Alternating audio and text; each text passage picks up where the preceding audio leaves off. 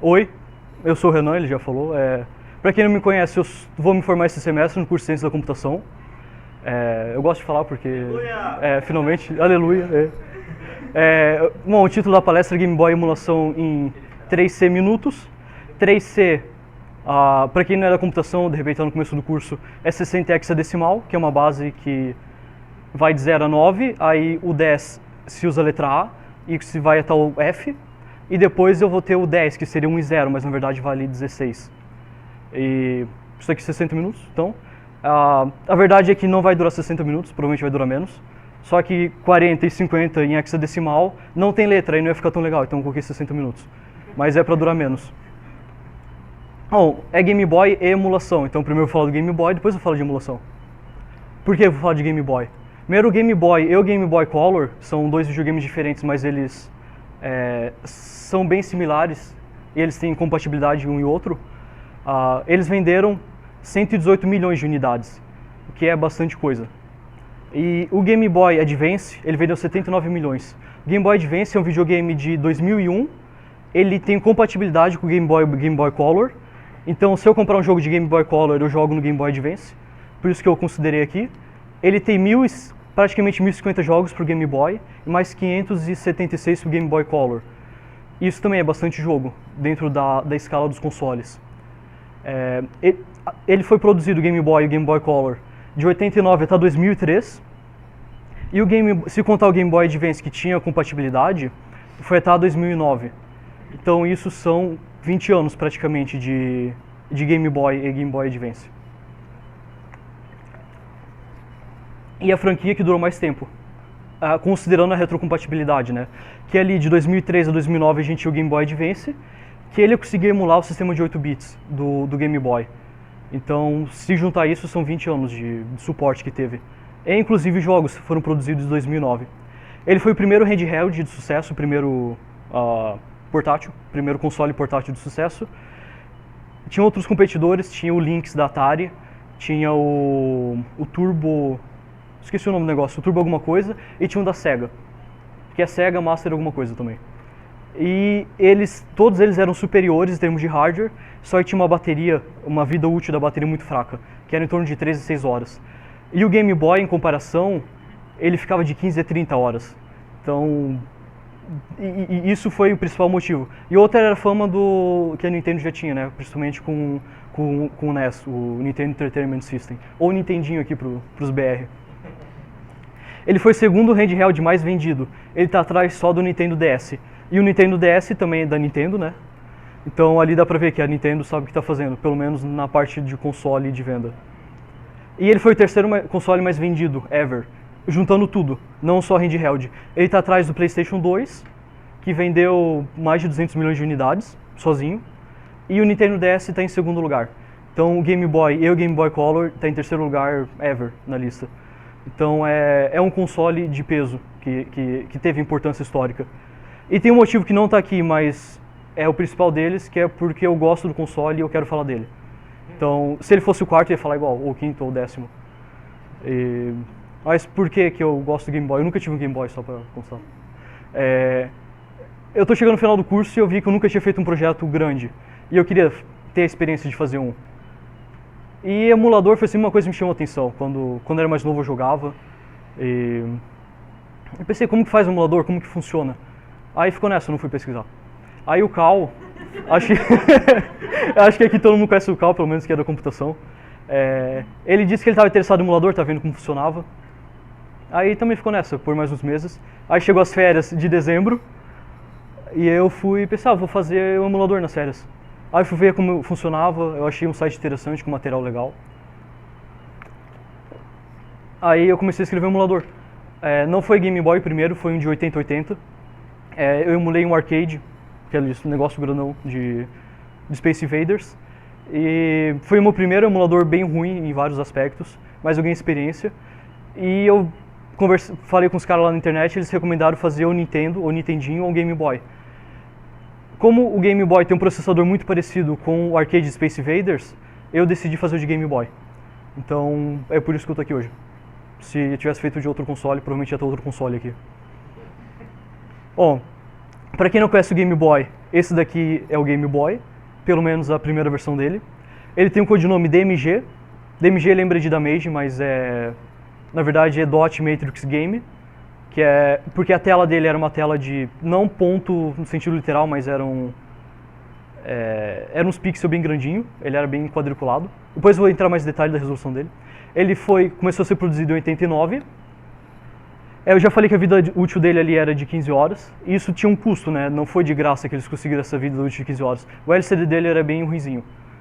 Ele tinha um negócio chamado de ghosting, que eu tenho a imagem aqui, um sprite, por exemplo, e eu movo ele pro lado.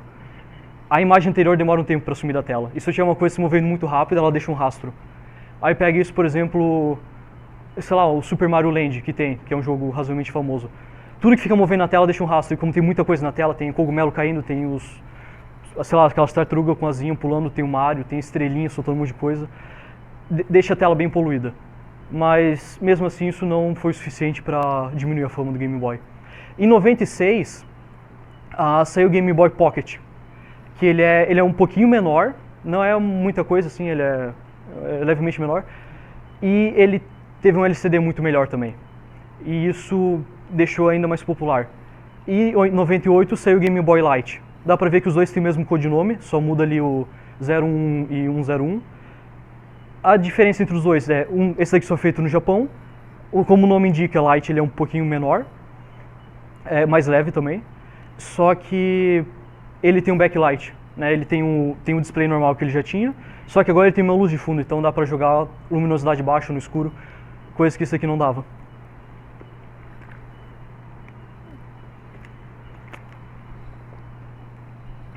Esse aqui é o Game Boy Color. Ele é considerado uma nova geração, né? Normalmente se divide a história dos consoles de gerações. Ele é uma nova geração, mas ele é completamente retrocompatível com o Game Boy. Então eu posso pegar qualquer jogo de Game Boy e colocar ali que ele funciona. O codinome dele é CGB, que é Color Game Boy, eu não sei porque eles não fizeram Game Boy Color. Isso daqui continua em vários outros, tipo aqui no Advance. O Game Boy Advance ele é de 2001. Ele não tem nada a ver com os outros Game Boy. Esse daqui usa um processador da Intel, que é ele é meio que um 8080, eu vou explicar melhor esse meio que é. Aqui eles usam ARM, que é uma arquitetura completamente diferente, um fabricante completamente diferente, e ele tem uma compatibilidade perfeita. E isso, claro, foi importante, porque eles já tinham um ecossistema ali do jogo e agora continua isso, não jogou aquela comunidade fora. Em 2003 e 2005 saíram duas novas versões do Game Boy Advance, né, que é o SP. Os dois são bem parecidos. Aqui, de novo, a primeira versão não tinha o backlight e a segunda tem. E se algum dia alguém for comprar, eu recomendo comprar um com backlight. Esse realmente é muito bom o SP. Ele tem a vantagem que ele é menorzinho, mas que o outro era tipo um pastel assim, meio achatado. E esse daí ele já é um quadradinho menor, ele abre. Tá nessa moda dos flip lá dali 2005, 2008, época do Orkut, né, celular de flip. Então eles entraram nessa onda. Talvez. Aqui tem o Game Boy, o Super Game Boy. A Nintendo, ela sempre foi uma empresa de peso na área dos consoles. E ela tinha o Nintendinho e mais tarde o Super Nintendo bem estabelecido. Então eles fizeram esse carinha aqui. Esse daqui, pra quem teve um Super Nintendo, vê que é uma fita. Ele é oficial da Nintendo, pra ver pelo parafuso, que ninguém consegue abrir. Né, ele não tem a fenda ali que a chave de fenda tem. E o que é isso daqui? Isso aqui praticamente é um Game Boy completo dentro de um cartucho de Super Nintendo. O jogo roda todo aqui dentro, a única coisa que ele fala pro console é coloca esses pixels na tela. O console do Super Nintendo não faz processamento nenhum. Ele é de 94. Uma curiosidade sobre isso daqui é que ele roda 3% mais rápido do que o Game Boy original. Provavelmente não dá pra perceber. Ou se o cara talvez fizer speedrun do jogo lá e conhece umas coisas que é frame perfect, talvez ele sinta a diferença. E o Super Game Boy 2 só saiu no Japão. Ele tem o clock correto, ele tá exatamente igual. E também, pelo formato da fita, dá pra ver que é japonês, porque o japonês e o europeu ele é redondinho, né? E o americano, aqui da América inteira, ele tem esse formato mais quadradão. Tem esse último cara aqui, que é o Game Boy Player. Ele é bem estranho. Primeira vez que eu olhei, eu não entendi o que era isso. Aí eu achei essa foto aqui. Aí entendi, ele vai embaixo do GameCube. GameCube ele tem uma porta de extensão que dá pra colocar algumas coisas, tipo isso daqui. Ali embaixo tá o lugar onde vai o cartucho. Isso daqui eu não sei se vendeu muito, nunca tinha visto, só vi tipo semana passada quando comecei a olhar as coisas pra palestra. Bom, o hardware do Game Boy, ele tem um CPU Sharp LR35902. Provavelmente ninguém nunca ouviu falar porque ele é um CPU custom. A Nintendo chegou pra... A Nintendo não, a Sharp tinha esse modelo, ele cumpria o que a Nintendo precisava, então a Nintendo usou ele. Isso foi meio que uma quebra de paradigma da Nintendo, porque o anterior eles tinham um 6502 para o Nintendinho, e para o Super Nintendo eles tinham a versão de 16 bits desse mesmo processador. E aqui eles pegaram um processador underground de outra marca e foi um negócio bem estranho. Ele roda a 1 MHz ou 4 MHz. Isso é um negócio bem polêmico na internet, às vezes dá briga, porque depende do jeito que olha. Então, por enquanto, vou deixar o negócio assim meio não definido e depois eu vou explicar melhor. Ele tem incríveis 8 KB de RAM. Ele tem 8 KB de memória de vídeo. Em termos de RAM, isso daqui, pra época, estava ok. Em vídeo, não era tão ok. Se olhar os competidores, eles tinham bem mais do que isso. O áudio dele, ele tinha 2 Pulse Wave Generators, que basicamente um negocinho que gera uma onda retangular para fazer o áudio. Ele tem 2, então ele consegue fazer 2 sinais ao mesmo tempo. Ele tem esse PCM de 4 bits, que a ideia, eu pego 4 bits e defino uma forma de onda com isso, e esse carinha reproduz o áudio, ele gera o áudio. E ele tem um gerador de ruído. Esse gerador de ruído, ele é programável, eu posso fazer um ruído de maior frequência, menor, eu posso automaticamente variar o volume dele. Então, juntando tudo isso daqui, praticamente qualquer jogo que tem no Game Boy é feito com isso, obviamente, né? E os outros consoles também tem uma coisa bem parecida. Ele tem um display de 160 por 144 pixels, o que é bem pouco. Só que a tela dele é isso daqui, então para a época e para o tamanho da tela, isso não chega a fazer tanta falta. E no fundo acaba sendo uma característica das gerações antigas, né? Não pense um jogo lá de 85 que não é pixelado. Então, não é o defeito. No Super Game Boy, igual a gente tinha falado, ele é 3% mais rápido. Então ele roda 61.1 frames por segundo em vez de 59.7. Ele tem 4 tons de cinza. O DMG, na verdade, ele tem 4 tons bem feios de verde, que é uma característica do display. Nas outras versões eles corrigiram isso, então fica bem menos feio. A tela dele é de 2.6 polegadas, que é só mais ou menos isso daqui, ou 66 milímetros. Ele tem 90 milímetros de largura por 148 de altura e 32 milímetros de, profundidade. Ele é razoavelmente pequeno. Ele funcionava com 4 pilhas AA, o que era bem interessante, porque ele não dependia de uma bateria recarregável que perdia vida útil, esse tipo de coisa. E 15 a 30 horas de vida útil, né? Isso depende também do modelo, porque alguns modelos têm backlight, com backlight dura menos. Enfim, é mais ou menos nessa faixa. Esse daqui é ele por dentro. Eu vou falar principalmente desse cara aqui, que é um System on Chip, que chama. Ele não é um processador, ele é tudo que tem no console. Isso daqui eu não lembro qual que é qual. Não está nem escrito na placa. Um deles é memória de vídeo e outro é memória RAM. Então, esses dois carinhas, memória vídeo e memória RAM. Aqui tem o cristal que gera o clock dele, né? É um cristal de quartzo. Aqui tem outras coisas. Isso aqui é o controle de contraste. Ele tem um contraste que dá para ajustar ali via hardware, igual teve a antiga. Isso daqui é uma porta serial que dá para ligar um Game Boy no outro. Isso ficou bem famoso, principalmente com Pokémon, né? A série Pokémon que podia... Eu não sei o que dava pra fazer porque eu nunca joguei Pokémon, pra falar a verdade. Mas parece que dava pra, tipo, trocar Pokémon, fazer duelo, alguma coisa assim. Ele tá falando que sim lá no fundo, então deve ser isso. Inclusive, uma coisa que eu quero fazer eu quero jogar Pokémon no meu próprio emulador. Só que por enquanto eu não posso, e eu vou explicar isso depois. Bom, esses dois carinhas aqui, ele é o Game Boy Pocket e o Game Boy Light. Se vocês se lembrarem, os dois têm o mesmo codinome, só muda o númerozinho. Que os dois são praticamente a mesma placa. Não tem uma diferença significativa. A diferença está principalmente no backlight e um pouquinho no plástico ali na capa. Então, eu nem sei qual que é qual, só sei que um deles é o Pocket e outro é o Light. Esse daqui é o Super Game Boy. Esse lado vai no Super Nintendo, aquela parte ali em cima onde vai o cartucho do Game Boy. Aqui eu tenho aquele mesmo processador, o DMG CPU. Aqui eu tenho a memória de vídeo, a VRAM e a RAM. Eu não sei qual que é qual também. Isso daqui é o que traduz. Ele pega a informação que está no Game Boy e manda para o Super Nintendo. Ele faz a glue logic ali que chama, que é o que comunica os dois sistemas. Esse daqui é o Super Game Boy 2. Dá pra ver que a placa é praticamente a mesma. Ó, parou de funcionar.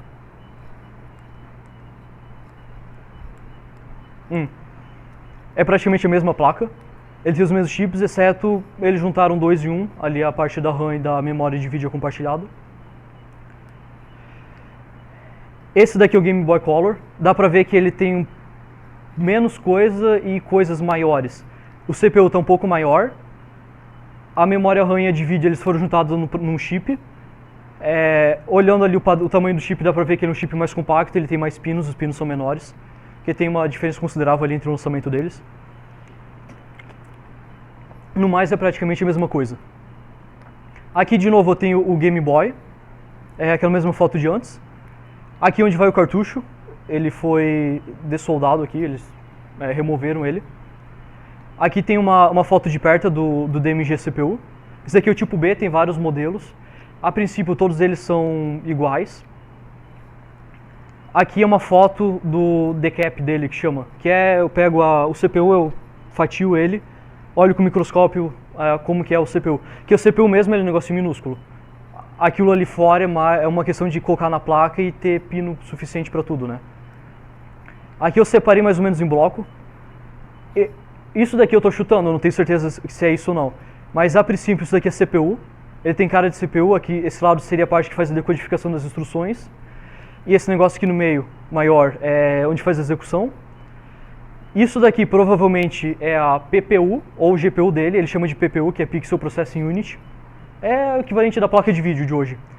Isso daqui eu acho que é a parte que gera som. Isso daqui eu não sei o que é. Eu tô meio que chutando assim, olhei e tem cara de ser, mas eu posso estar errado, provavelmente estou errado. Bom, o que o DMG CPU faz? Ele é um System Chip, ele não é só um CPU, apesar que tem CPU no nome. Ele é um CPU, primeiro de tudo. Ele controla as interrupções. A ideia de interrupção, a gente assim, meu jogo tô rodando, ele tem que saber quando que é para atualizar a tela. Uma interrupção, ela faz exatamente isso, ela chega lá e para o código, ele interrompe e roda alguma coisa, por exemplo, que atualiza a tela. Ele tem isso para joystick, quando aperta algum botão, eu acho que tem para serial, tem para alguns eventos específicos da tela, quando chega numa linha específica. Ele tem um timer. O timer, ele não conta tempo. Não pelo menos em segundos, ele conta tempo em termos de ciclos. É claro que se o ciclo for constante, ele conta tempo de um jeito constante também, né? Mas a ideia disso daqui eu quero, daqui a 200 ciclos, quero que me avise. Então vai lá e programa ele para avisar. Ele tem o MMU é Memory Management Unit, ou Unidade de Controle de Memória. Ele é mais ou menos isso, ele é bem mais simples. Ele tem uma boot ROM, né? Quando eu ligo o jogo, não scrolla quem teve um Game Boy, scrolla o logo da Nintendo e faz um ping. Isso está dentro da boot ROM. Ela tem uma história bem interessante, vou comentar mais depois. Aí ele controla o joypad, que é o controle, ele faz a leitura. Ele tem a porta serial, que é utilizada para conversar com outros consoles. E hoje em dia para fazer hacks e mods para o jogo. Então tem gente que liga, sei lá, uma impressora ali para imprimir coisa. Tem que ter a ROM que suporta isso, né? Então os caras vão lá e modificam a ROM e escrevem uma nova. Bom, e ele tem esses dois elementos bem interessantes, que é o Audio Processing Unit, que é a APU. Quem fez arquitetura de computadores está acostumado a API como ser Arithmetic Processing Unit. No começo eu achava que era isso também, até que eu li o manual com atenção. E tem o PPU, que é a Pixel Processing Unit, que gera a imagem do jogo.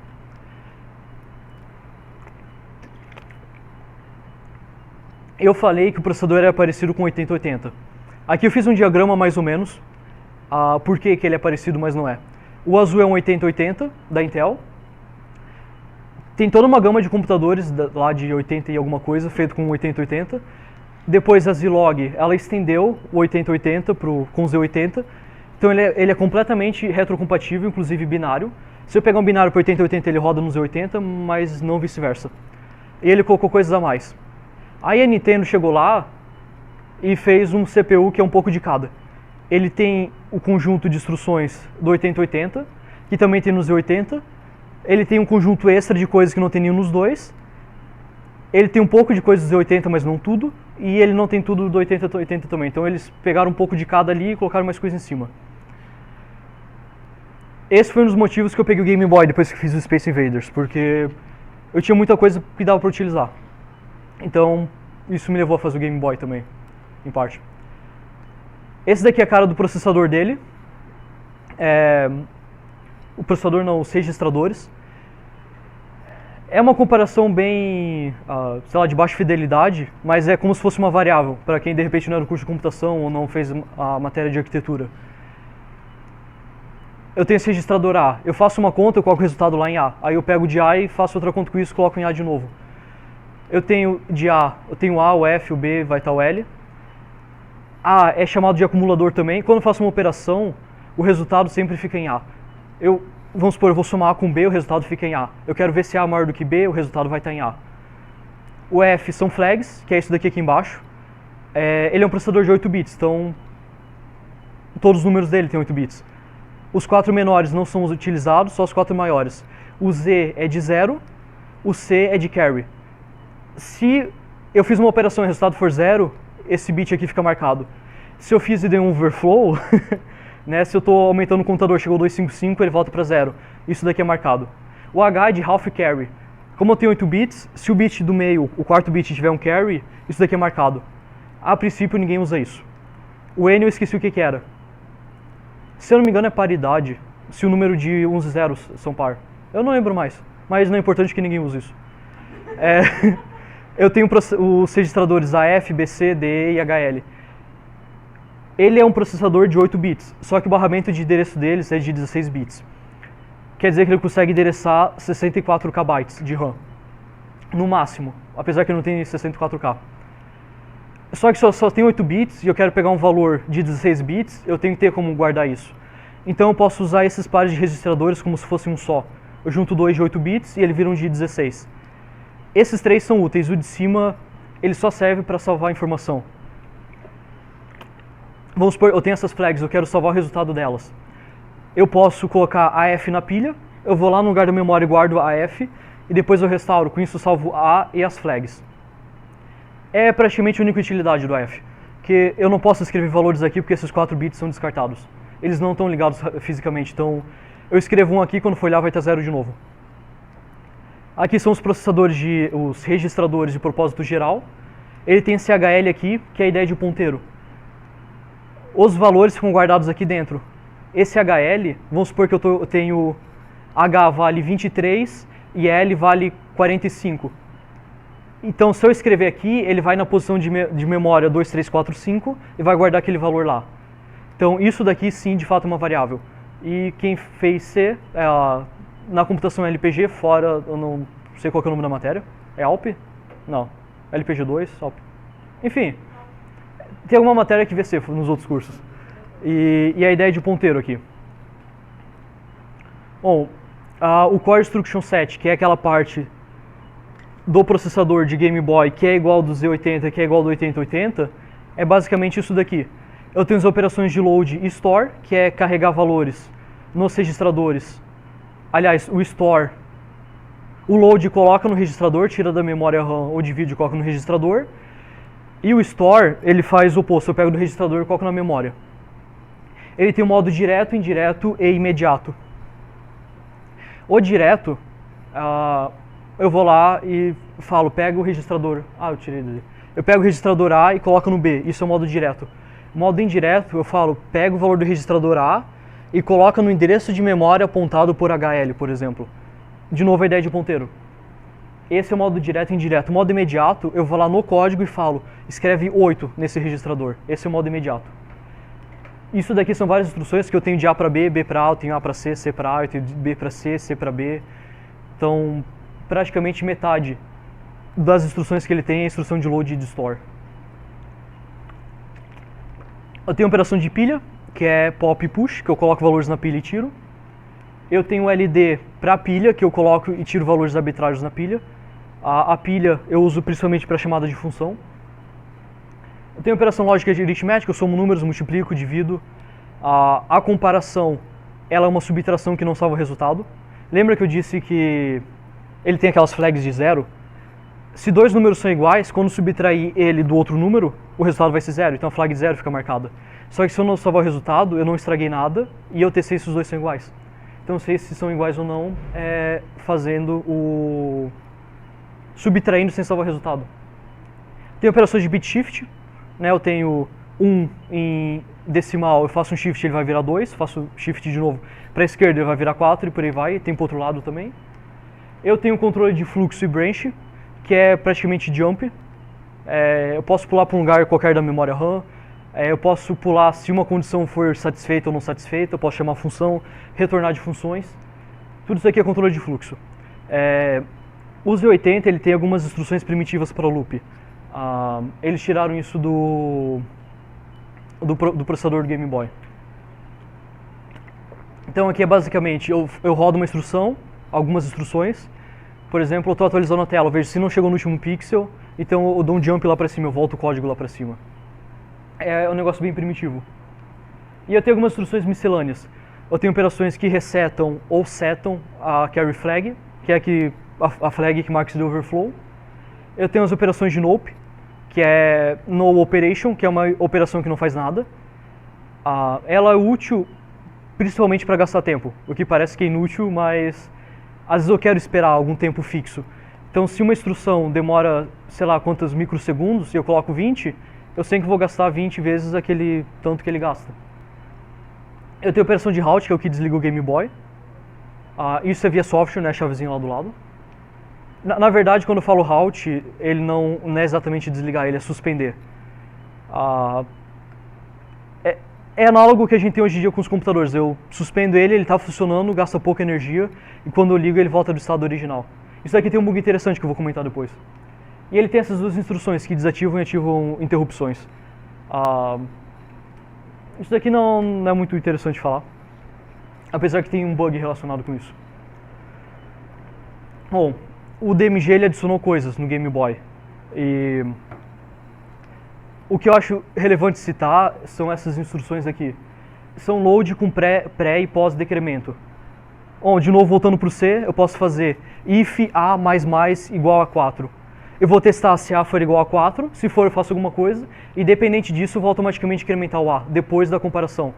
Ou posso ter if A igual a 4. Ali eu vou estar incrementando o A, depois eu vou testar a condição. É praticamente a mesma coisa aqui, a diferença é que em HL eu tenho o endereço de memória. Então esse aqui em cima, eu vou pegar o valor de A, eu vou colocar naquele endereço e eu vou aumentar aquele contador. Então se eu executar isso daqui 5 vezes seguida, com exatamente os mesmos parâmetros, eu vou escrever A 5 vezes na memória, um do lado do outro. E eu tenho isso para ler também, né? Se eu quero ler uma array, eu só chamo essa função várias vezes e ele vai ficar jogando tudo em A. Claro, no caso de ler vai ser inútil porque ele vai ficar sobrescrevendo em A, né? Mas é só para dar uma ideia de como funciona. Ele tem o load e store. Aqui eu coloquei LD mais ST, que é de store, para ler e escrever. Aqui eu tenho equivalente em C. Eu tenho um conceito de zero page. Isso vem lá do Nintendinho, do 6502, que é o processador deles. Zero page é porque é a página 0, que é o primeiro bloco da memória RAM. Aqui a zero page não é o primeiro bloco, é o último. Mas eles chamam de zero page provavelmente por uma questão histórica. Se eu fosse colocar um valor lá no final, esse daqui é o código que eu iria colocar. FA é a operação de store, I40 FF. Uma coisa que eu não falei é que o Game Boy, os bits mais significativos são no final. É como se ele colocasse o número ao contrário. Praticamente ninguém faz isso. Mas o X86, por exemplo, que é a arquitetura que a gente usa, não faz. Eles fazem. Então 40FF, na verdade, é FF40. Isso daqui gasta 4 ciclos e ele ocupa 3 bytes na memória. Ele tem um modo especial que eu coloco esse F0, que é um load, e eu não falo que vou pegar lá no FF, que é a última página. Eu só falo que vou pegar o 40. Lá é um tipo especial de memória RAM, que depois eu vou explicar melhor como que ela funciona.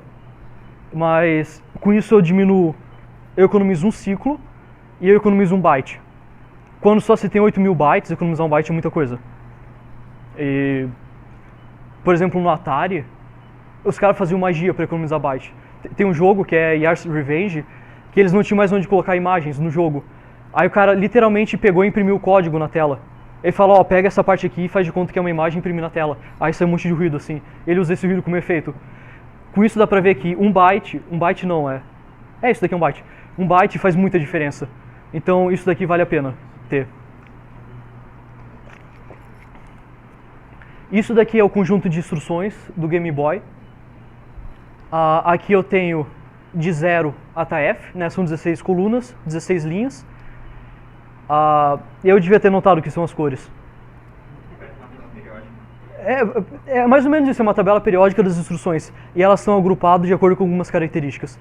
Em roxo, provavelmente vocês não conseguem ler ali, mas porque não era para ler mesmo. O roxo são as operações de load e store. Esse tom de roxo, né? Tem outras ali que são de 16 bits, mas são bem poucas. Com isso daqui dá pra ver que boa parte dela é só operação para colocar e tirar coisa na memória. Esses amarelos aqui são as operações aritméticas e lógicas. Então aqui eu tenho um E, aqui eu tenho O exclusivo. O que mais tem aí? Eu tenho um add ali em cima. Eu tenho um incremento, né? Eu somo 1. É interessante, aqui eu tenho, por exemplo, eu coloco D em B, eu coloco D em C, eu coloco D em D. É inútil, eu pego um valor e coloco nele mesmo, mas existe. Aqui eu tenho, coloca na memória, aqui eu tenho tira da memória. E ali onde os dois se juntam, para não ter acesso à memória, porque eu tenho que, no lugar da memória, ler um byte. Eu tenho que ler 2 registradores, tenho que carregar o byte, aí tenho que ler onde eu vou colocar e colocar o byte de novo. Isso gasta muito ciclo. E é uma operação inútil, então eles não colocaram e colocaram a operação de halt no lugar, que é aqui suspende. Eu tenho esses quadradinhos vazios aqui, que é uma instrução não definida, e se eu executar ela, ela crasha o CPU. Ele trava e tem que dar um hard reset. Então, é estranho. O legal é que no 6502, eu tenho muito mais espaço vazio. Só que, caso do jeito que o processador foi feito, algumas instruções, elas não crasham o CPU, eles fazem coisas úteis. Então, são instruções não documentadas, que não foram planejadas e que fazem coisas úteis. E tem poucos jogos que usam isso, mas hoje em dia tem gente que desenvolve game, como hobby principalmente, ou como desafio pessoal, porque não é uma coisa muito fácil. E eles utilizam isso, que é um negócio bem interessante. Eu tenho esse segundo cara aqui. Eu não vou achar, mas tem algum desses daqui que eu falo, ó, eu tenho essa tabela de instruções, eu quero pegar outra, que é essa tabela aqui. Isso aqui é um negócio super específico, que são operações de bit, a nível de bit, não de byte. Ele tem todos os casos. Ele tem, eu quero testar se o primeiro byte é 1, eu quero testar se o primeiro byte é 0. Eu quero deixar o 4 byte como 0, eu quero deixar o 4 byte como 1. Eu quero trocar os bytes. Ele tem instrução para tudo isso. Isso facilita a sovaceira de bit, que já tem tudo o CPU fazendo. Essa imagem eu copiei lá desse site, do Past Razer. Tem coisa errada aqui, tá? Ele fala, essa instrução demora 4 ciclos, mas demora 3. É basicamente isso, é questão de precisão de ciclos, não de... não, aqui fala que soma, mas na verdade ele desliga, não é isso que está errado. É bem comum ter coisa errada em emulação também, tu vai ler lá no manual e tu implementa e o negócio não funciona porque o cara documentou errado.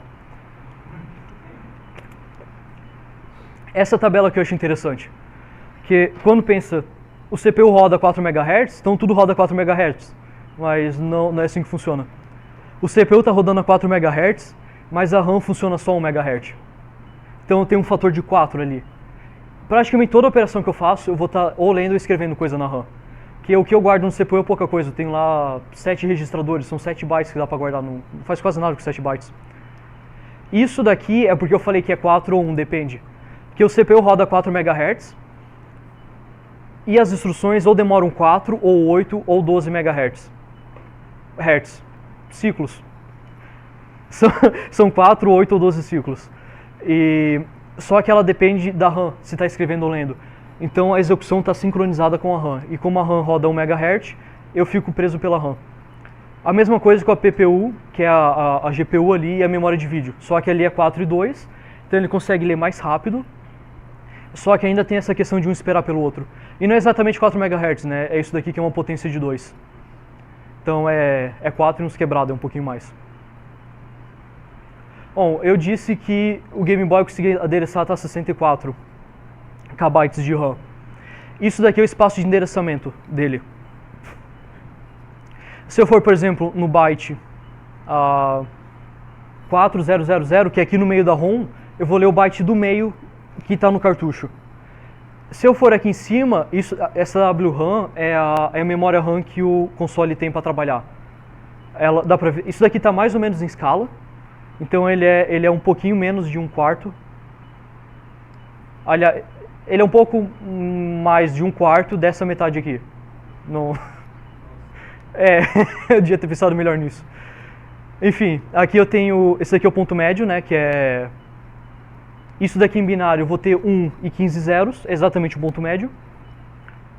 Com isso daqui eu posso derivar uma regra, que se o primeiro bit, o bit mais significativo for 1, eu estou escrevendo a metade de cima. Se for 0, eu estou escrevendo a metade de baixo. Isso daqui é ROM, isso daqui não é RAM. Então, na verdade, aqui eu não está ligado na memória RAM, está ligado no cartucho. Qualquer coisa que eu leio, eu escrevo e estou escrevendo no cartucho. Essas outras coisas eu vou explicar depois, ali tem... Praticamente tudo de interessante que ocorre no Game Boy está aqui nessas outras coisas. Bom, a primeira coisa que eu falei ali foi a ROM. Isso daqui é um cartucho de Tetris. O Tetris foi um russo que fez. Ele foi licenciado para ser produzido pela Nintendo em, sei lá, 85, acho, talvez antes. Ele é o cartucho, o jogo mais vendido de Game Boy, com mais de 30 milhões de cópias. O segundo, as vendas incluem os Game Boys que já vinham com Tetris, o que era bem comum. E o jogo que mais foi vendido sem vir com um Game Boy foi algum Pokémon, que eu não lembro qual que era. Esse daqui é o cartucho por dentro, dá pra ver que não tem nada na placa, tirando esse blob aqui, é o termo que eles usam. Praticamente eu tenho um chip ali, em vez de gastar dinheiro colocando uma capa pro chip, eu coloco cola em cima dele. Não é uma cola, é uma resina lá bem resistente, mas esse daqui é o cartucho. Só que o Tetris é um jogo super simples. Se for pensar em Zelda, o jogo é super mais complexo. Então, ele tem que ter um cartucho mais elaborado. Então, comparando esses dois aqui eu tenho esse blobzinho. Tem essa coisa preta aqui. E vindo aqui, eu não tenho mais 8K, igual eu tinha no Tetris. Eu tenho mais. Eu não sei quanto que é, porque eu não vi que jogo que era isso. Se eu não me engano, acho que é Race o nome do jogo. Não, é Formula 1, se eu não me engano. Enfim, o jogo aqui não é relevante. O que é relevante é que ele não cabe em 8K. Só que o Game Boy, ele só consegue acessar 8K da ROM. Então, o que os caras fizeram? Aqui eu tenho todo o jogo, provavelmente nos dois. E eu tenho esse chip aqui. Esse chip é chamado de MBC, que é Memory Bank Controller. Eu acesso os 8K. Se eu tentar escrever, não faz sentido escrever numa ROM, por definição, porque é uma memória que é somente leitura. Se eu tento escrever, esse chip vê, opa, o cara está escrevendo. Aí no manual diz, se tu escrever tal valor em tal endereço de memória, eu vou fazer tal coisa. Essa tal coisa que faz, essa primeira metade aqui, ela nunca muda. A segunda metade, ele vai lá e muda. Então eu tenho uma parte de código que é fixo e uma parte que eu posso mudar. Eu falo, pega aquela parte do jogo pra mim. E com isso eu posso ter até, acho que é 8 MB o máximo que ele suporta. Se comparar 8 MB com 8K de RAM, é uma diferença gritante. Ele consegue, através desse chip aqui, tem vários modelos de chip, né? Aqui ele tem uma pilha que é pra salvar. Eu tô jogando lá, sei lá, Zelda, eu vou lá, jogo, tiro o cartucho e quando eu pego o jogo tá lá, do jeito que tava. Não do jeito que tava, né? Eu vou lá no menu, carrego, mas ele salva a informação e é essa pilha que vai salvar. Quando eu era mais novo, eu pensava, pô, o cara tem um emulador e ele tem a ROM, vou lá e baixo a ROM na internet. Como que o cara tirou o jogo de dentro do cartucho e colocou, sei lá, na internet? A parte de colocar na internet é fácil, né? Mas tem a parte de tirar do cartucho. Isso aqui é um projeto, ele é mais simples, nível de hobby, né? Mas basicamente isso daqui. Como que funciona um cartucho? Eu tenho um barramento de endereço e um barramento de dados. No endereço eu coloco algum número que corresponde ao endereço de memória. E no barramento de dados, eu vou ter, em cada fio, eu vou ter ou um 0 ou um 1, né, considerando que tem ou não energia. E com isso eu consigo ler ele. Então o cara usou um Arduino, ele escreve. A questão é que o Arduino tem 14 pinos digitais, de leitura e escrita. E aqui tem bem mais de 14. Então o cara usou um multiplexador, que é... Basicamente manda 8 bits em serial, um atrás do outro, ele manda os 8 em paralelo, um para cada lugar que tem que mandar. Tem placas que fazem isso, vai lá, compra, ele lê, tem algumas que escrevem também, dependendo do tipo de cartucho. Mas, a título de curiosidade. Tem isso daqui também. O cara pegou um cartucho qualquer, que ele provavelmente não gostava. Ele arrancou a ROM que tinha no chip, no cartucho, e ele colocou um leitor de disco.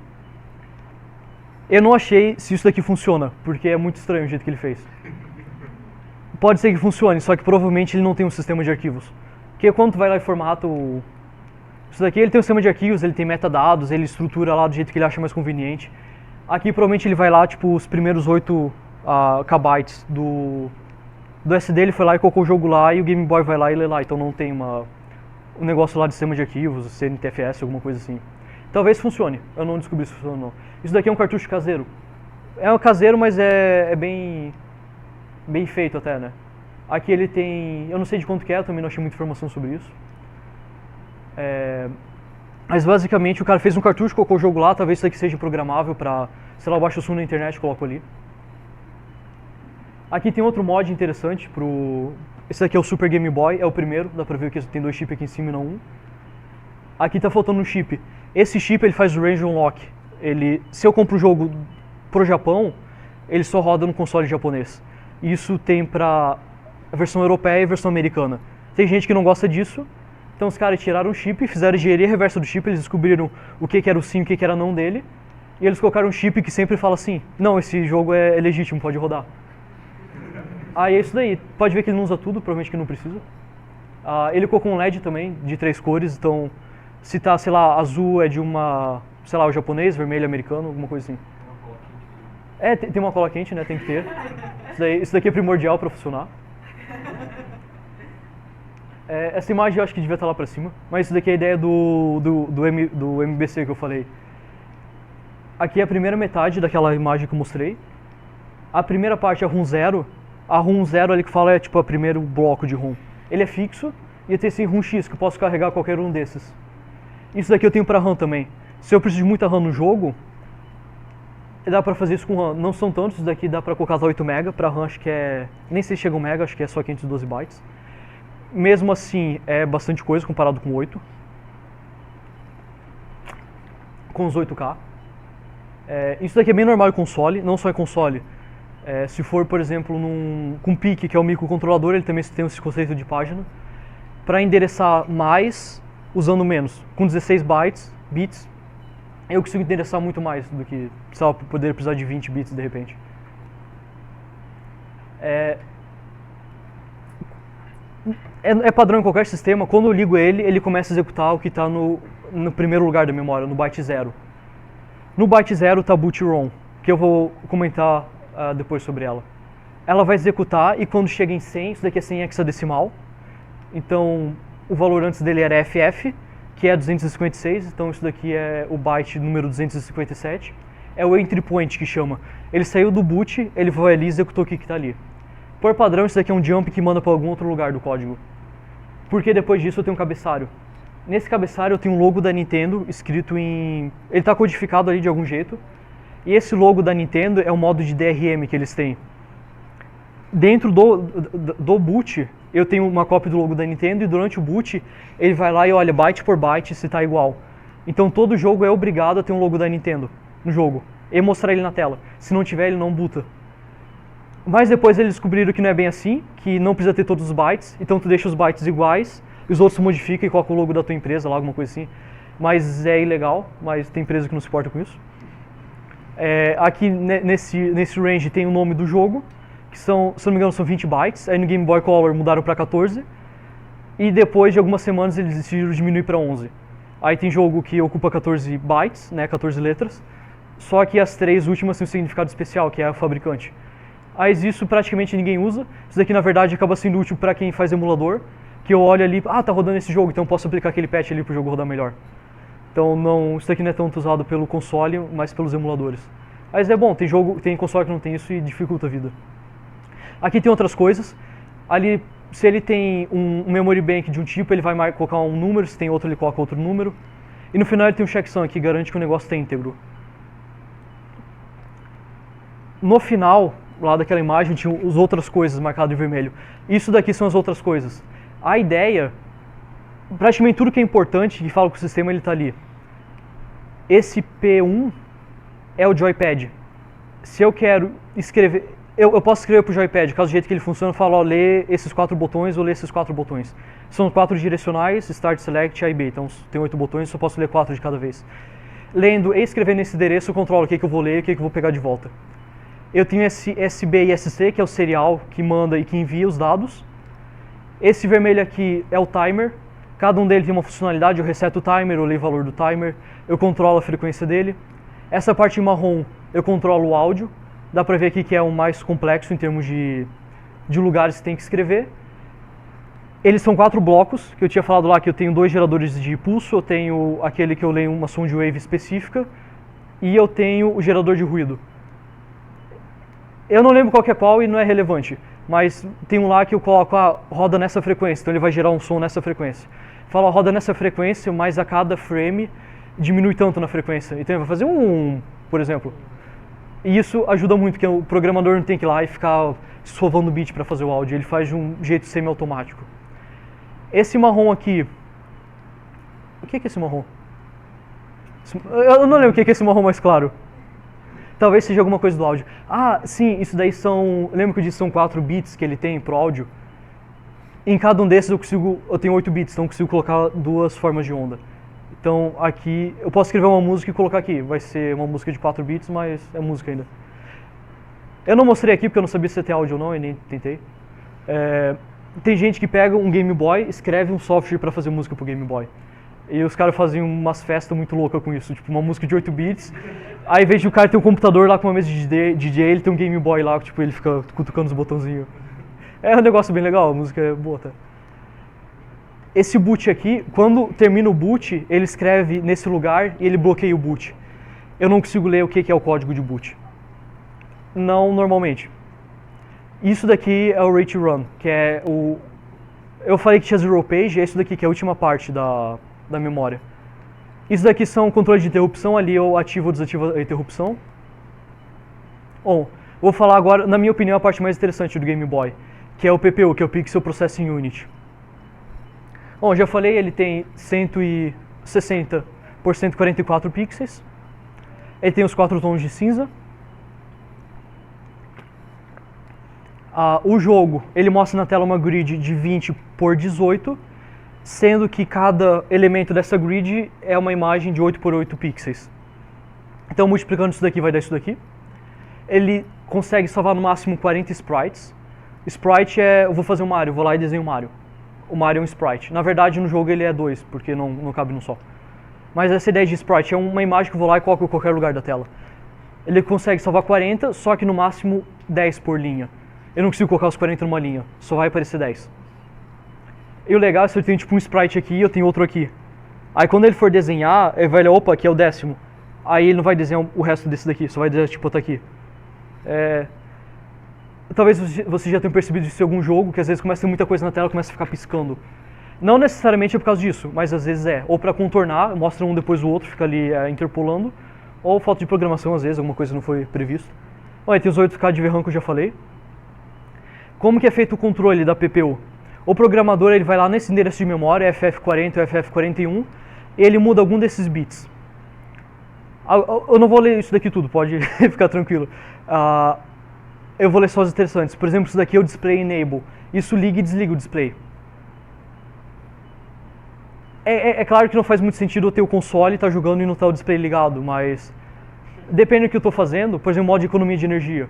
Eu quero continuar exatamente de onde eu estou, aí o jogo pode ter um modo de economia de energia, ele só desliga o display. Isso daqui, se eu desligar enquanto ele está desenhando na tela, pode estragar o hardware. E a Nintendo ela era bem rigorosa sobre isso. Eles pegavam o código-fonte do jogo, que era tudo licenciado pela Nintendo, então a Nintendo tinha acesso a isso. E eles viam se o cara não usavam isso na hora errada, se usava eles não aceitavam o jogo. Aqui tem uma parte interessante, que é... Eu tenho esse bit 6, que eu digo se eu vou ativar uma interrupção que me avisa quando tem uma linha específica da tela. E aqui eu tenho bits de alguns modos, que é o modo 0, 1 e 2. Isso eu vou explicar mais pro fundo o que é, mais pro fundo não, mais pro final.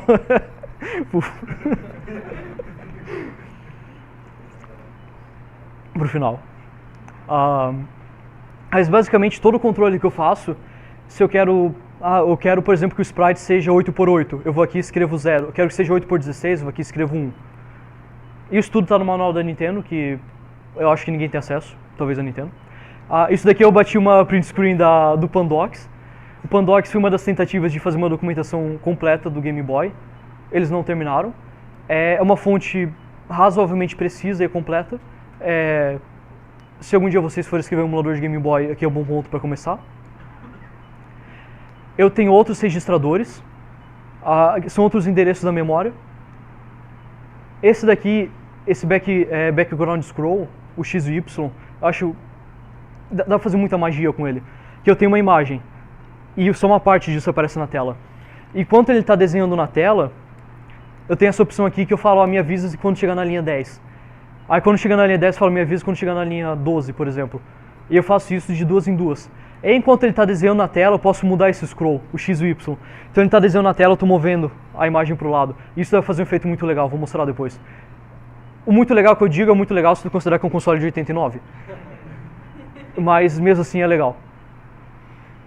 Eu tenho outros dois registradores, eu tenho o LY e o LYC. Se eu marco o LY, eu estou dizendo para ele, quando chegar em tal linha, me avisa. E o LYC, eu falo qual linha que é para ele me avisar. São 144 linhas, então posso colocar qualquer valor entre 0 e 143. Aqui eu tenho um window, que é uma janela, por exemplo, no Pokémon. Vou usar o Pokémon aqui como exemplo, que é um jogo bem conhecido. Eu vou lá e falo com o NPC, ele aparece uma janelinha na tela. O Game Boy tem um hardware específico para isso. De novo, para facilitar a vida do programador. E tem um jogo de tênis do Mario, que eu esqueci o nome agora, e lá ele não tem sprite suficiente para desenhar todos os personagens. Aí tem o juiz, que ele é uma janela, na verdade. A nível de lógica do jogo, eles pegaram e colocaram o desenho dele numa janela e eles movem a janela pela tela, mudando esses valores aqui, que é o X e Y. Aqui eu tenho essa paleta BG, é do background e das janelas. Ele tem 4 cores, mas eu posso querer só 2 cores num sprite específico. E aqui eu posso escrever. Como eu tenho só 4 cores, eu preciso só de 2 bits para cada um. Então, num número, num inteiro de 8 bits, eu consigo colocar as 4 cores. E aqui eu tenho Object, a paleta dos objetos. Objeto é o que a Nintendo chama de sprite, só que eu vou falar sprite porque ninguém fala objeto. Tá, porque objeto na computação é outra coisa, né? Com isso daqui eu mudo as cores, eu posso ter 2 tipos de paleta para personagens diferentes, por exemplo. Isso eu posso mudar enquanto está desenhando, então dá para fazer umas coisas... Não estou restrito a 2, estou restrito a 2 ao mesmo tempo. Isso daqui é o efeito que eu falei. Vamos simplificar o caso. Ou estou indo reto, ou para a esquerda, ou para a direita. Isso daqui são vários sprites, eu só posso ter 40. Então, para diminuir essa carga, eu só desenho a rua reta. Se eu quero virar para a direita, enquanto eu estou desenhando, eu movo de forma a entortar essa imagem para a direita. Ou para a esquerda, eu posso fazer isso para cima e para baixo. Então, às vezes tem um efeito no jogo que começa a ficar tudo ondulando. É só o cara mudando aquele registrador que move as coisas para cima e para baixo. Ele move aquilo enquanto está desenhando. Isso é mais fácil de fazer horizontalmente, porque ele desenha assim, né? Para desenhar assim precisa de é bem mais complexo. Isso daqui, eu não sei se porque eu não fui lá no código do jogo e olhei, mas ele provavelmente é uma window, uma janela. Então ele está desenhando e o programador falou, quando chegar nessa linha me avisa. Quando chegou ali, ele vai lá e fala, desenha essa janela. E de novo, isso aqui facilita a vida do programador, porque ele não tem que... será que chegou? Será que chegou? Não, ele faz um código e roda quando chega. Isso é bem mais prático para o programador. A grid de background, ela é 32x32. Eu tinha falado que o Game Boy só desenha 20x18, porque uma parte fica para fora. Isso é interessante, por exemplo, no Mario, porque no Mario eu estou andando. Então o que ele faz? Eu deixo a imagem fixa nessa imagem 32x32. Na verdade é 256x256 pixels, né? Porque eu tenho 32 desse 8x8. E eu vou desenhando fora da tela, eu scrollo para lá. Isso é um dos motivos que alguns jogos só vai para um lado e não para o outro. Porque se eu for por os dois lados, eu tenho que codificar e desenhar dos dois lados. Bom, aqui eu tenho um BG Scroll. Eu já expliquei. Isso daqui eu expliquei mais ou menos, né? Por exemplo, o Mario, ele é um sprite que eu desenho em qualquer lugar da tela. Ele não está preso na grid, não está tipo no primeiro quadrado, no segundo, ele está em qualquer lugar. Isso daqui é como que a VRAM funciona. eu tenho 4 KB para os sprites, eu tenho 4 KB para o background, isso daqui já dá 8, e eu tenho 8 aqui embaixo, e eu tenho mais 2 aqui em cima. Então não cabe tudo. Aí o que os caras fizeram? Eu tenho esses bits aqui na memória, eu consigo escolher como que fica. Posso escolher esses primeiros 2K são sprite, esses daqui são background. Ou eu posso fazer qualquer uma dessas combinações. E o finalzinho ali eu também posso trocar. Aqui eu coloco a posição onde está a janela, onde está o background. Isso é bem flexível. Eu tenho espaço restrito, mas se eu tenho muito sprite e pouco background, eu posso compensar mudando isso. E por fim, eu tenho o OAM, que é Object Attribute Map. Eu tenho que ter algum lugar da memória que eu vou falar, esse sprite está igual a posição. É esse OAM. Ele utiliza 4 bytes, eu tenho um que é o X e o Y, eu tenho o tile number, eu vou falar, ó, essa entrada vai imprimir aquela imagem. Então vamos supor que aqui eu tenho o número 0, ele pega o primeiro sprite que está na memória e desenha ele nessa posição. Eu tenho essas 4 flags, que é X e Y, que é, na verdade, flip X e flip Y, que é para desenhar de cabeça para baixo ou não. Eu tinha um bug que eu ia mostrar, que teve no emulador, só que eu esqueci de trazer. Mas basicamente eu tinha Samus andando para um lado, aí para virar ele marcava essa flag de flip, só que eu tava fazendo errado. Aí quando virava, tipo, o braço ficava ao contrário, mas não ia pro outro lado. Aí tipo, de um lado tava normal, do outro lado parecia tipo um monstro assim, cheio de ponta. Ficou bem engraçado. Depois eu vou mostrar lá o GitHub eu tenho, mas não tem mais o bug, eu tirei ele. Mas se alguém quiser pode pedir pra mim depois que eu tenho um link, que eu fiz um GIF, tá em algum lugar da internet. Bom, eu tinha falado dos modos. Isso daqui são cada linha.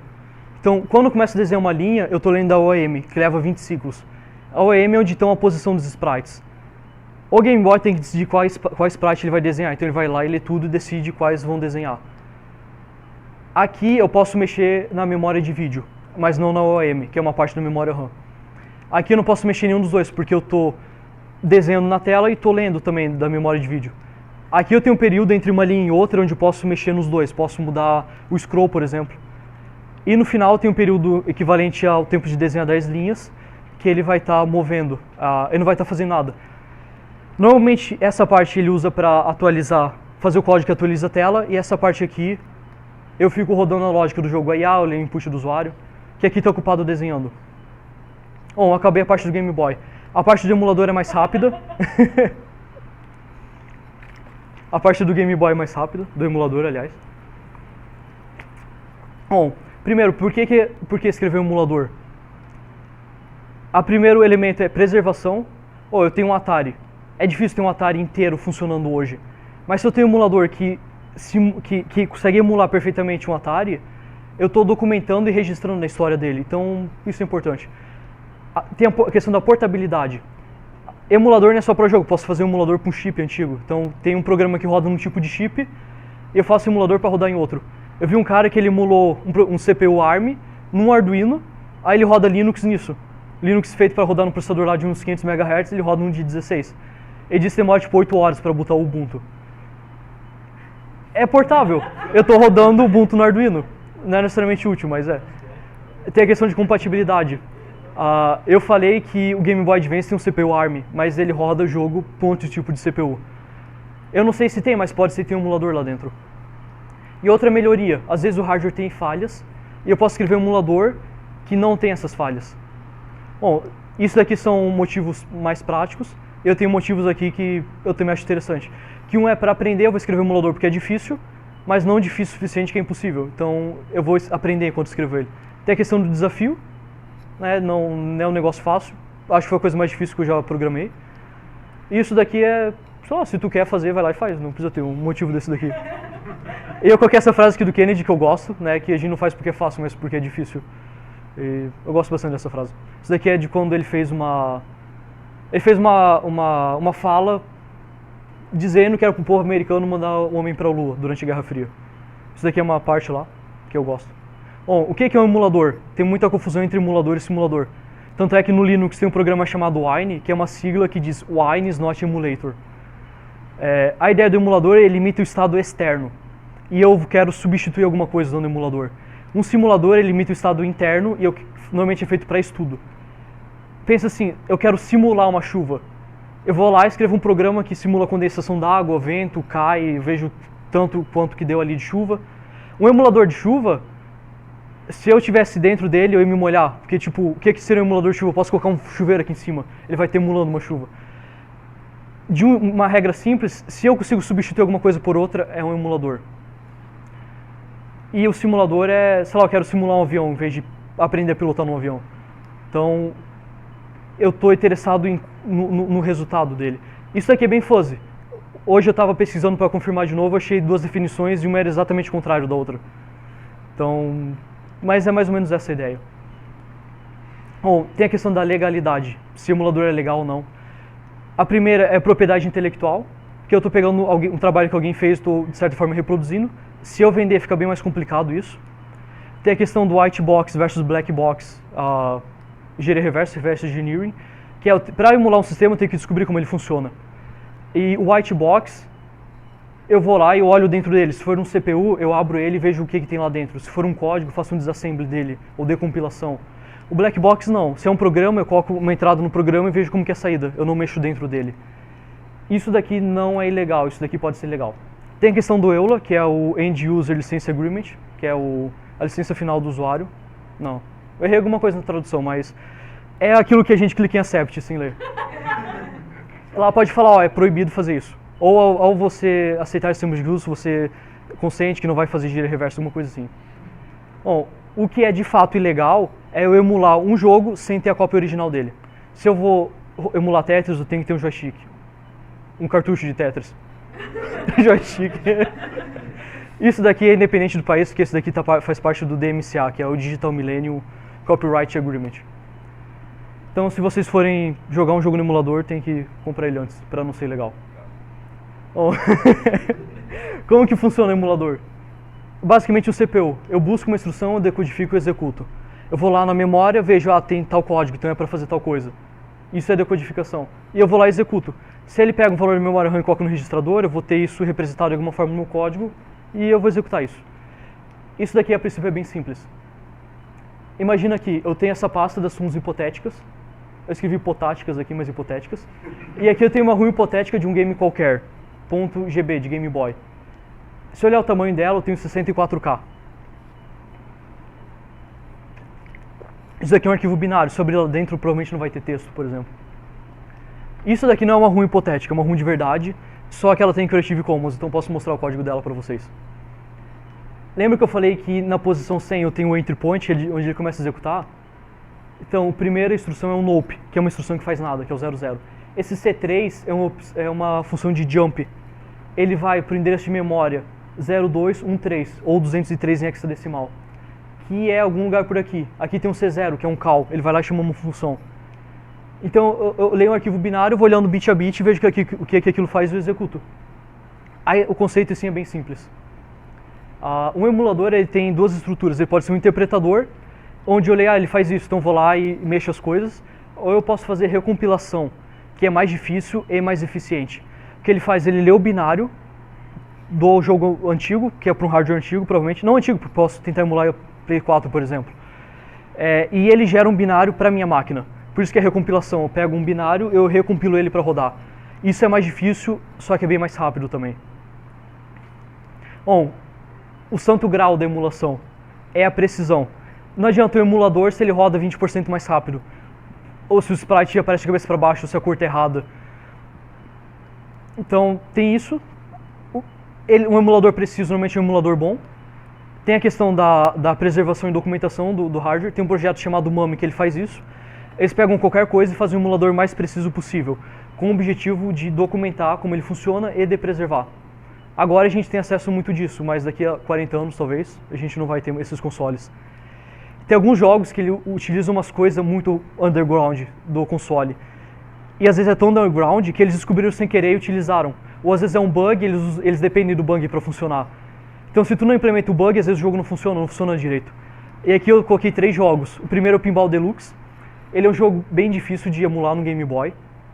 Quer dizer, é fácil emular ele, é difícil emular de jeito jogável. Normalmente ele nem funciona. Eu carrego o jogo e não acontece nada. Tem esse Prehistoric Man, que é um jogo, até onde eu sei, nenhum emulador consegue rodar ele. E é por uma coisa simples. Os que conseguem, eles têm hacks. Tipo, eles vão, opa, tá rodando Prehistoric Man, então faz isso daqui de um jeito completamente diferente. Que é um patch, é um hack ali, é uma coisa que não é tão... Eu não estou emulando o console original. Estou emulando o console original, mudando alguma coisa para funcionar, porque eu não sei como essa coisa funciona. Que é, alguns emuladores usam patches para rodar games, né? Então, por exemplo, tem um emulador de Super Nintendo. Ele vai, opa, estou rodando Super Mario World. Então ele vai lá e muda um pouquinho do código para rodar Super Mario World melhor. Se o emulador for perfeitamente preciso, não preciso fazer isso. Ficou estranho. Se ele for preciso, não há necessidade de fazer isso. Fica melhor assim. O Historic Man é de Game Boy? Aham. Esses dois aqui são de Game Boy. Eu acho que tem para outras plataformas também. Eu tinha o cartucho do Historic Man no PlayStation. Legal. A versão de Game Boy é problemática, né? A outra versão não sei. Esse Airstrike Patrol, ele desenha, enquanto tu tá desenhando na tela, ele tá mudando o que tá desenhando na tela. Ele usa isso para fazer sombra. Se tu não emular isso de jeito perfeito, provavelmente no final do jogo só não vai ter sombra num aviãozinho. Mas isso daqui é um exemplo que o cara faz uma coisa que não é pra ser feita e ele tem um resultado no jogo. Tem outro jogo que eu não descobri o nome do jogo, eu só achava o print screen dele. Que é um jogo que no final dele tem que apertar um botão e nenhum emulador consegue... E nenhum emulador dá pra chegar lá e apertar esse botão, porque tem alguma coisa que ele roda de jeito que não deveria rodar. E até hoje ninguém descobriu como fazer. Bom, como que eu emulo? Eu vou lá, eu rodo o CPU por X ciclos. X que eu posso demorar 4, 8, 16, dependendo do que eu estou fazendo. Aí eu vou lá e rodo a GPU por aquele tempo para alcançar. Então eu rodei 20 ciclos, vou lá e rodo todo o resto por 20 ciclos, para tentar alcançar o estado. Só que isso não funciona muito bem. Funciona, e em alguns jogos não vai funcionar bem. Então, isso é bem mais simples de programar, eu rodo cada um por 20 ciclos, por exemplo. Mas não funciona por causa disso. Aqui roda 4, aqui roda 1. Enquanto isso aqui está rodando, o resto está rodando. Então, imagina que eu vou ler 2 bytes da memória, um depois do outro. Eu leio o primeiro, depois que eu leio o primeiro, a RAM pode chegar lá e mudar aquele valor. Então, se eu emular de jeito preciso, vou ter de um jeito, senão vou ter do outro. Isso daqui é um comportamento difícil de replicar. Isso daqui é um pedaço do código-fonte do meu emulador. Basicamente aqui não dá pra ver direito, mas eu vou lá no lugar da memória e leio o que está lá. Aqui eu fiz uma função que lê. Quando eu leio, eu vou lá e rodo todo o resto do emulador. Porque pode ser que alguma dessas partes mudou o que estava lá dentro. Bom, um emulador preciso, ele vai ter os bugs que o hardware original tinha. No caso do Game Boy, ele tinha 2 bugs bem conhecidos e documentados. Não que eles documentaram o bug, mas as pessoas foram lá e documentaram como que o bug funcionava, né? E tem a questão do flickering, que é o limite de sprites na tela. O Halt Bug, se eu suspendo o Game Boy e eu desligo interrupções, quando eu ligo, ele não executa o próximo byte. Então, se eu tenho uma instrução de 3 bytes, ele não vai executar o primeiro byte, ele vai executar isso daqui como se fosse o começo da instrução. E isso estraga completamente a execução. Como a Nintendo já tinha feito o hardware e já estava à venda, os desenvolvedores perceberam que tinha esse bug, eles só colocam um nope depois do halt. Então ele suspendeu a próxima instrução, uma instrução não faz nada. Então se ele executar ou não faz diferença. Esse OM Thrashing Bug, lembra que eu marquei uma parte lá que a memória de vídeo estava lendo e eu não podia mexer? Tem algumas instruções que elas não mexem naquela parte da memória de vídeo, mas elas acessam. E se eu acesso aquilo enquanto ele está lendo, ele estraga toda a memória de vídeo. Fica tipo tudo bagunçado, os sprites ficam ao contrário, muda a cor. E isso daqui é um bug bem difícil de replicar. Como que eu deixo o emulador preciso? Eu posso fazer engenharia reversa do hardware original e simular o comportamento dele. Eu posso fazer algum tipo de pesquisa. Eu vou lá, escrevo um jogo, vejo como que o jogo funciona.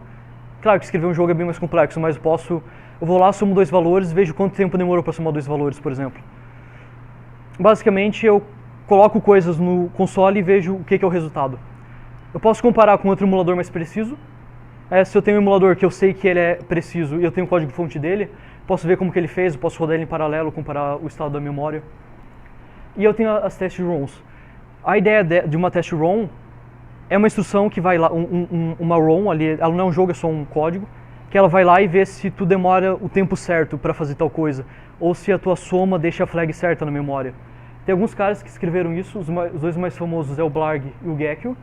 O Blarg ele é um cara que ele escreveu tudo pra tudo praticamente, ele é um cara bem famoso no cenário de emulação. Tem esses outros aqui, que são menos famosos. Esse Antônio ND, ele tem uma session ROM bem interessante, mas o cara sumiu do nada, assim. Ele tava lá trabalhando e de repente ele sumiu da internet. Aí tem um monte de trabalho dele pela metade. E é um dos mais precisos que tem.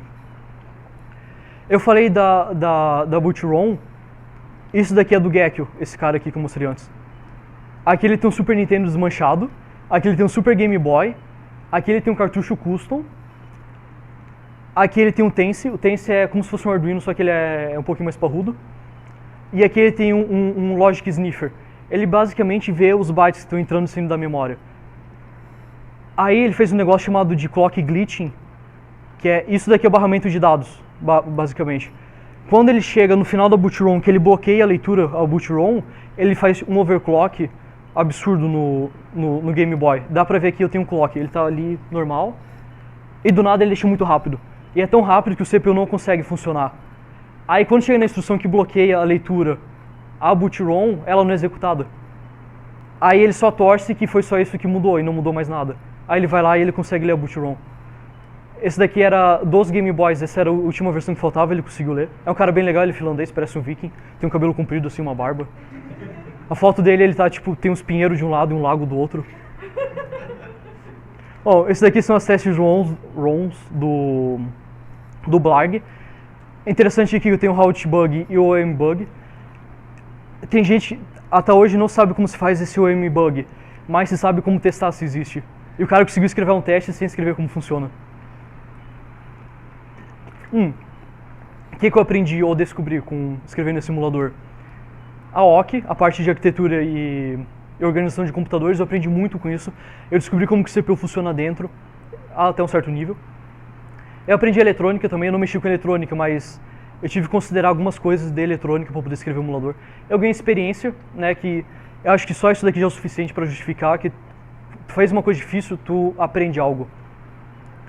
Eu descobri a importância de ter teste no código, porque o meu emulador ele tá com um pouco mais de 10 mil linhas de C. E isso é completamente horroroso de trabalhar, ainda mais que fui eu que escrevi esse código. E os testes, eles me ajudam a pegar bug, que eu não tenho que testar, ficar prestando atenção se tem uma falha ou não, porque o teste pega isso pra mim. E isso foi primordial para eu conseguir escrever o emulador. Eu aprendi que trabalhar numa codebase grande, aqui tá grade, mas é grande, é difícil, eu nunca tinha mexido numa. 10 mil linhas de C não é fácil, tem muito bug, C ele faz muita coisa, tipo, ah, tu tem esse char, tu quer somar no inteiro? Não, eu vou somar pra ti. Ah, deu overflow? Não, beleza, se é isso que tu quer, eu faço. Isso é muito difícil de achar, ainda mais no emulador. Que eu posso estar emulando errado, o problema pode estar no emulador, eu posso estar lendo errado a memória do jogo, pode ser um problema no meu jogo. A memória do Game Boy é meio misturada com do programa, então às vezes o Game Boy está escrevendo na memória do meu programa, então é um caos, assim, deu muito trabalho. E eu descobri a importância da documentação também, tanto no meu código, que esse foi lá no começo do que eu comecei a escrever, eu não sei mais o que eu fiz lá. E eu vi que se eu tivesse documentado ia ser menos ruim. Bom, eu vou mostrar algumas coisas legais para fazer com o emulador. Primeiro é o Mar.io, é uma inteligência artificial que aprende a jogar Mario. Eu tenho o Leo Mark, que foi uma inteligência artificial que eu escrevi que aprende a jogar Tetris. Se eu tenho um emulador, eu posso rodar um jogo de Game Boy em lugares inusitados. Numa calculadora, no smartwatch, numa impressora. E eu posso aprender, que é legal também. Isso daqui é a cara do Mar.io. É uma rede neural. Ele lê os desenhos da tela. Eu tenho esse tubo aqui. E ele representa por aqueles quadradinhos. Então ele vê, tem isso daqui, ele clica uma função lá e vê, e no final ele aperta, eu vou pular. E ele aprende a jogar, não é um cara que foi lá e colocou, se tiver isso, faz assim. O negócio vai lá e aprende a jogar sozinho, é um aprendizado automático. Eu tenho esse cara aqui, é um cara que eu conheço, ele é lá dos Estados Unidos. Ele fez um emulador de Game Boy para uma calculadora. Se eu olhar aqui, eu tenho um Cássio, ele tem uns botões. E o interessante é que um problema que ele teve é que roda rápido demais na calculadora. Provavelmente que ele fez um emulador bom e a calculadora é potente, mas... Aqui ele está rodando Zelda, que é Mario Land, se eu não me engano. Isso daqui acho que é Donkey Kong. Isso daqui é a IA que eu escrevi. Aqui eu tenho Tetris. E aqui eu tenho uma visão que seria do cérebro da IA. Ela também aprende a jogar sozinha, só coloco rodar depois de um tempo, bastante tempo ela aprende a jogar. Eu tenho um vídeo depois para mostrar dessas coisas. Aqui eu tenho um Doom rodando numa impressora, numa câmera, num osciloscópio e num DS. Rodar no Nintendo DS é o lugar mais normal que tem para rodar. Assim, o código, a engine do Doom, ela é aberta, então pode ser que o cara não fez o emulador, pode ser que ele traduziu para rodar nativo. Mas pode ser que ele usou o emulador também. O osciloscópio e a câmera aqui, tem um que é o mais famoso de todos, que é numa geladeira. Mas eu não achei na geladeira, é uma, sei lá, uma smart geladeira. Aí tem ali na frente, tipo, vai lá ficar apertando os botões para jogar.